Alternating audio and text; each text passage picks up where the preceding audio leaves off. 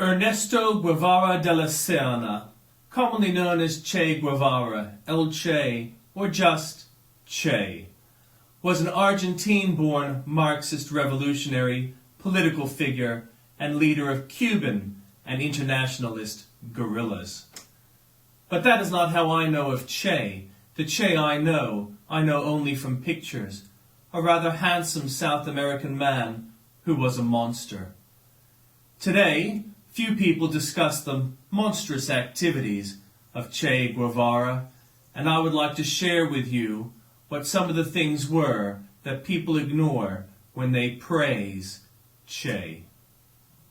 As a young man studying medicine, Guevara traveled rough throughout South America, bringing him into direct contact with impoverished conditions in which many people lived. His experiences and observations during these trips led him to the conclusion that the region's socio-economic inequalities could only be remedied by socialism through revolution, prompting him to intensify his study of Marxism and travel to Guatemala to learn about the reforms being implemented there by President Jacobo Arbenz Guzman. While in Mexico in 1956, Guevara joined Fidel Castro's revolutionary 26th of July movement, which seized power from the regime of the dictator General Fulgencio Batista in Cuba in 1959. In the months after the success of the revolution, Guevara was assigned the role of Supreme Prosecutor, overseeing the public show trials and executions of hundreds of military and civilian leaders associated with the previous regime. After serving in various important posts in the new government and writing a number of articles and books on the theory and practice of guerrilla warfare, Guevara left Cuba in 1965 with the intention of fomenting revolutions, first in Congo-Kinshasa and then in Bolivia, where he was captured in a military operation supported by the CIA and the U.S. Army Special Forces. Guevara was summarily executed by the Bolivian army in the town of La Higuera near Villa Grande on October the 9th, 1967. After his death, Guevara became an icon of socialist revolutionary movements and a cultural icon worldwide.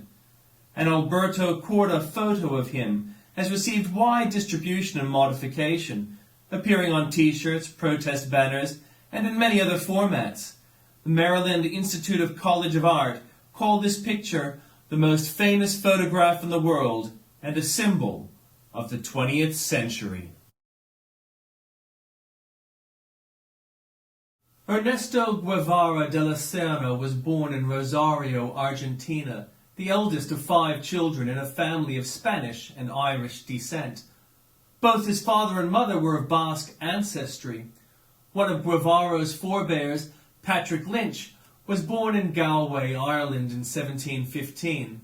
He left for Bilbao, Spain, and traveled from there to Argentina. Francisco Lynch, Guevara's great-grandfather, was born in 1817, and Anna Lynch, his grandmother, in 1868. Her son, Ernesto Guevara Lynch, Guevara's father, was born in 1900. Guevara Lynch married Celia de la Serna Ilosa in 1927. One of her non-lineal ancestors was José de la Serna y Hinojosa, Spanish Viceroy of Peru, and they had 3 sons and 2 daughters. Growing up in this leftist-leaning de-class family of aristocratic lineage, Ernesto Guevara became known for his dynamic personality and radical perspective, even as a boy. He idolized Francisco Pizarro and yearned to have been one of his soldiers.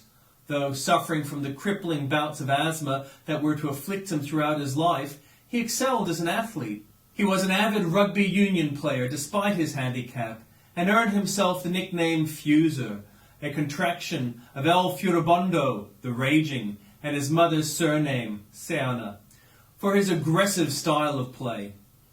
Ernesto was nicknamed Chancho, Pig, by his schoolmates because he rarely bathed, something he was rather proud of. Guevara learned chess from his father and began participating in local tournaments by the age of 12. During his adolescence, he became passionate about poetry, especially that of Pablo Neruda. Guevara, as is common practice among Latin Americans of his class, also wrote poems throughout his life. He was an enthusiastic and eclectic reader, with interests ranging from adventure classics by Jack London, Emilio Salgado, and Jules Verne, to essays on sexuality by Sigmund Freud, and treatises on social philosophy by Bertrand Russell. In his late teens, he developed a keen interest in photography and spent many hours photographing people, places, and, during later travels, archaeological sites. All of which paints Guevara as a small boy, nothing which goes to the thesis of Che being a monster. Many leftist families have productive, hard-working and honest sons. Che's play on the rugby field was a legitimate play. Pablo Neruda was a gifted poet, although a sad politician. Reading great classics has been known to inspire great thoughts and deeds. So why did Che feel he could execute, without trial, hundreds of people?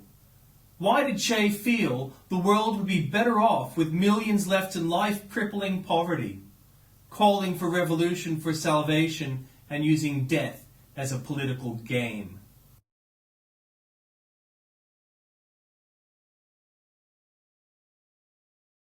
In 1948, Guevara entered the University of Buenos Aires to study medicine. As a student, he spent long periods traveling around Latin America. In 1951, his older friend Alberto Granado, a biochemist, suggested that Guevara take a year off from his medical studies to embark on a trip they had talked of making for years, traversing South America. Guevara and the 29-year-old Granado soon set off from their hometown of Altagracia astride a 1939 Norton 500cc motorcycle they named La Poderosa II, the Mighty One II, with the idea of spending a few weeks volunteering at the San Pablo leper colony in Peru on the banks of the Amazon River. Guevara narrated this journey in the Motorcycle Diaries, which was translated into English in 1996 and used in 2004 as the basis for a motion picture of the same name, directed by Walter Salles. Witnessing the widespread poverty, oppression, and disenfranchisement throughout Latin America, and influenced by his readings of Marxist literature, Guevara decided that the only solution for the region's inequalities was armed revolution. His travels and readings also led him to view Latin America not as a group of separate nations, but as a single entity requiring continent-wide strategy for liberation. His conception of a borderless united Ibero-America shared a common mestizo culture was a theme that would predominantly recur during his later revolutionary activities. Upon returning to Argentina, he expedited the completion of his medical studies, completed his education as a medic in order to resume his travels in Central and South America, and received his diploma on the 12th of June, 1953. On the 7th of July, 1953, Guevara set out on a trip through Bolivia, Peru, Ecuador, Panama, Costa Rica, Nicaragua, Honduras, and El Salvador. During the final days of December 1953, he arrived in Guatemala, where President Jacobo Arbenz Guzman headed the second fully democratic and modern government in the whole Latin American region that, through land reform and other initiatives, was attempting to bring an end to the US-dominated latifundia system. In contemporaneous letter to his Aunt Beatriz, Guevara explained his motivation for settling down for a time in Guatemala. In Guatemala, he wrote, "I will perfect myself and accomplish whatever may be necessary in order to become a true revolutionary."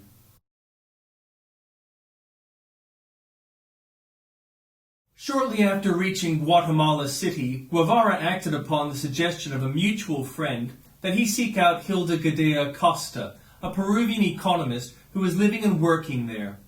Gadea, whom he would later marry, was well connected politically as a result of her membership in the Socialist American Popular Revolutionary Alliance, APRA, led by Victor Raúl Haya de la Torre, and she introduced Guevara to a number of high-level officials in the Arbenz government. He also re-established contact with a group of Cuban exiles linked to Fidel Castro, whom he had initially met in Costa Rica. Among them was Antonio Nico Lopez, associated with the attack on the Carlos Manuel de Cespedes barracks in Bayamo in the Cuban province of Oriente, and who would die at Ojo del Toro Bridge soon after the Granma landed in Cuba.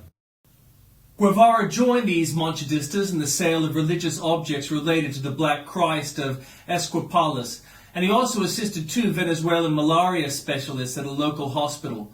It was during this period that he acquired his famous nickname Che, due to his frequent use of the Argentinian interjection Che, pronounced Che, which is used in much the same way as hey, pal, or mate are employed colloquially in various English-speaking countries. Argentina, Uruguay, Paraguay, and southern Brazil, where the interjection is rendered in che in written Portuguese, are the only areas where this expression is used, making it a trademark of the Rio Platense region. Guevara's attempts to obtain a medical internship were unsuccessful, and his economic situation was often precarious, leading him to pawn some of Hilda's jewelry. He maintained a distance from any political organization, even though his political thinking at the time manifested a clear sympathy towards communism. Despite Guevara's financial woes, he rejected an offer to work as a state medic when it transpired that he would have to affiliate himself with the Communist Party of Guatemala. Political events in the country began to move quickly after May 15, 1954, when a shipment of Skoda infantry and light artillery weapons sent from communist Czechoslovakia for the Arbenz government arrived in Puerto Barrios aboard the Swedish ship Alfhelm. The amount of Czechoslovak weaponry was estimated to be 2,000 tons by the CIA, though only 2 tons by John Lee Anderson. Guevara briefly left Guatemala for El Salvador to pick up new visa, then returned to Guatemala only a few days before the CIA-sponsored coup attempt led by Carlos Castilla Armas began. The anti-Arbenz forces tried but failed to stop the transshipment of the Czechoslovak weapons by train. However, after pausing to regroup and recover energy, Castilla Armas's column seized the initiative and, apparently with the assistance of U.S. air support, started to gain ground.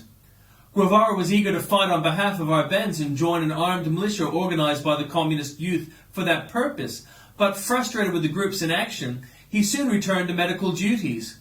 Following the coup, he again volunteered to fight, but his efforts were thwarted when Arbenz took refuge in the Mexican embassy and told his foreign supporters to leave the country.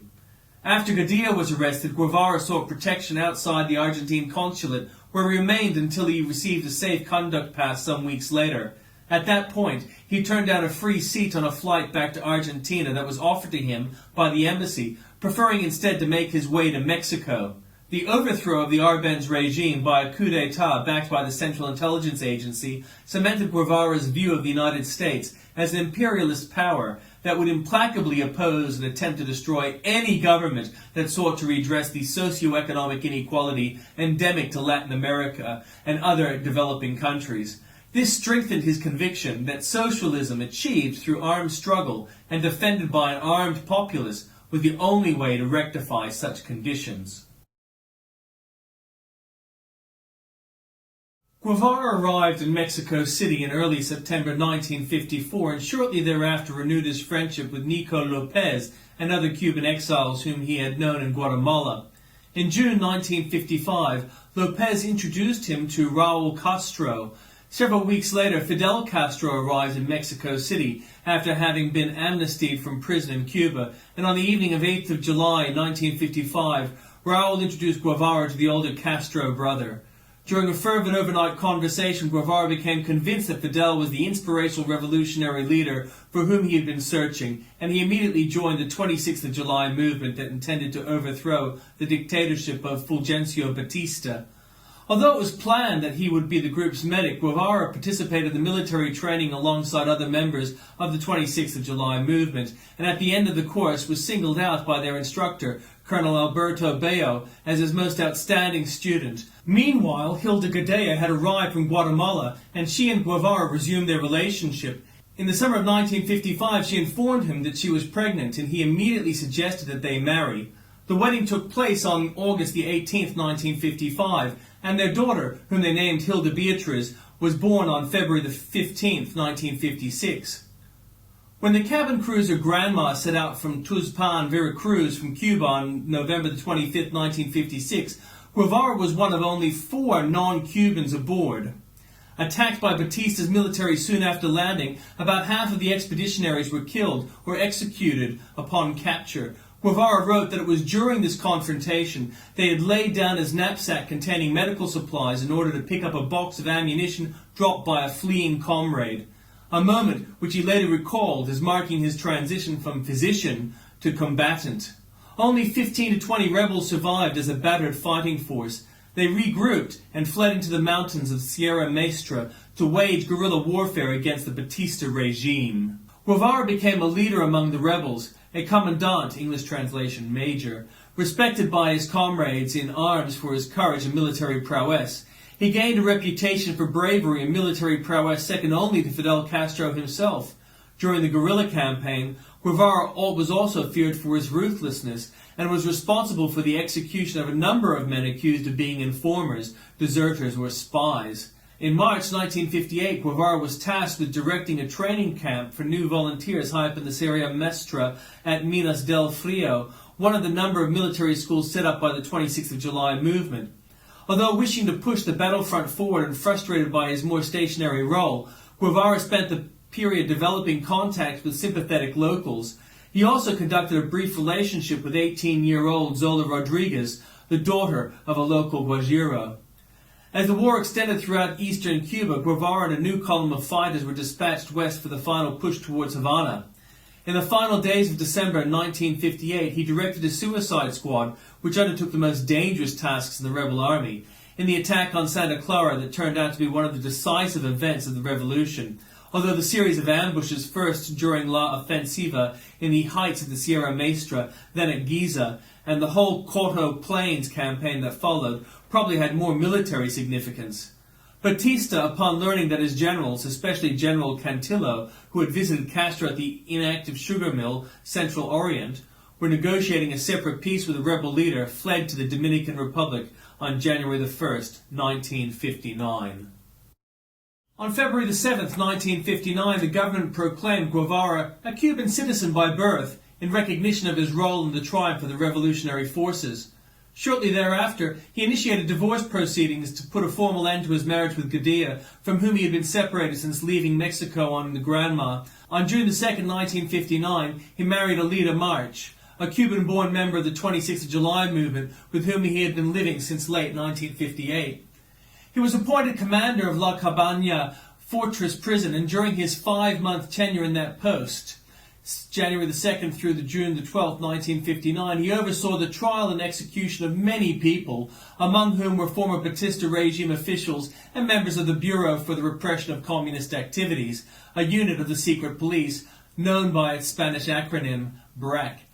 Jose Filasuzo, an attorney who worked under Guevara at La Cabana, preparing indictments, said that these were lawless proceedings where the facts were judged without any consideration of general juridical principles, and the findings were predetermined by Guevara. It is estimated that between 154 and 550 people were executed on Guevara's extrajudicial orders during this time. Later, Guevara became an official at the National Institute of Agrarian Reform and president of the National Bank of Cuba. He signed all Cuban banknotes issued during his 14-month presidency with his nickname Che. Throughout his time in the Cuban government, Guevara refused his due salaries of office, insisting on drawing only his meager wages as army commandant in order to set a revolutionary example. During this time, his fondness for chess was rekindled, and he attended and participated in most national and international tournaments held in Cuba. He was particularly eager to encourage young Cubans to take up the game and organize various activities designed to stimulate their interest in it. Even as early as 1959, Guevara helped organize revolutionary expeditions overseas, all of which failed. The first attempt was made in Panama, another in the Dominican Republic, led by Henry Fuerte, also known as El Agolino, and Enrique Jimenez Moya, took place on the 14th of June that same year. In 1960, Guevara provided first aid to victims when the freighter Le Coubre, a French vessel carrying munitions from the port of Antwerp, exploded while it was being unloaded in Havana harbor. A rescue operation immediately ensued, but went awry when a second explosion occurred, resulting in well over 100 dead. It was at the memorial service for the victims of this explosion that Alberto Corda took the most famous photograph of him.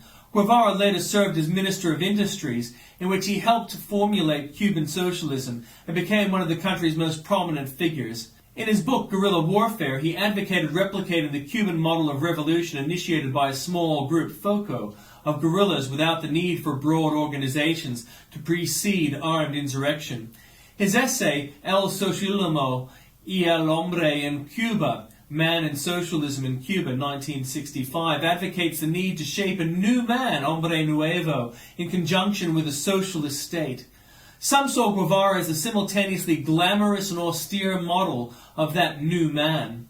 During the 1961 Bay of Pigs invasion, Guevara did not participate in the fighting, having been ordered by Castro to command a post in Cuba's westernmost Pinar del Rio province, where he was involved in fending off a decoy force. He did, however, suffer a bullet wound to the face during this deployment, which he said had been caused by the accidental discharge of his own gun. Guevara played a key role in bringing to Cuba the Soviet nuclear-armed ballistic missiles that precipitated the Cuban Missile Crisis in October 1962.